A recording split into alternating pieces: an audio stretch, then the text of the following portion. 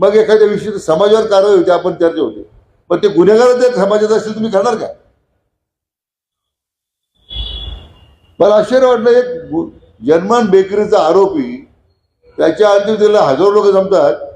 देश कोणत्या दिशेला चाललाय? देशद्रोही कारवाई करणाऱ्याच्या अंत्यविधीला ठीक आहे, दुर्दांत अंत कसा झाला असेल भाग वेगळा, लोक त्याचा उत्सव साजरा करतात, म्हणजे लोक त्याच्या दिशेत हजर राहतात. संताप येतो आपल्यासारख्या एखाद्या माणसाला की काय चाललं का आपल्यामध्ये. आणि ते लांघन जाणून आपली काही मंडळी करतात राजकीय पक्षाची मता करता. तो जर्मन बेकरीचा मुख्य आरोपी होतो.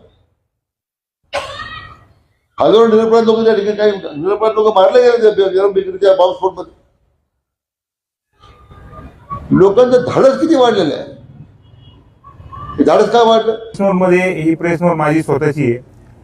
श्रीरामपूर येथील असलम शबीर शेख उर्फ बंटी जागीरदार यांच्या हत्येनंतर त्यांची बॉम्ब ब्लास्ट मधील आरोपी म्हणून सर्वत्र जाणीवपूर्वक खोटी माहिती देऊन बदनामी करण्यात आल्याचे आरोप मी केलेले आहे.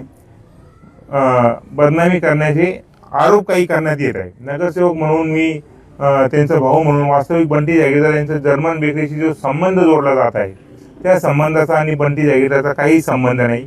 तसेच जंगली महाराज रोडवर झालेल्या बॉम्बस्फोटामध्ये बंटी जागीरदार यांच्याविरुद्ध कोणताही सबळ पुरावा नसल्याचे मुंबई उच्च न्यायालयाचे आपल्या आदेशात स्पष्टपणे निरीक्षण नोंदवले आहे.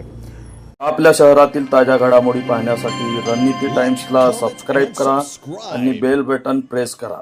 लाईक आणि शेअर करा.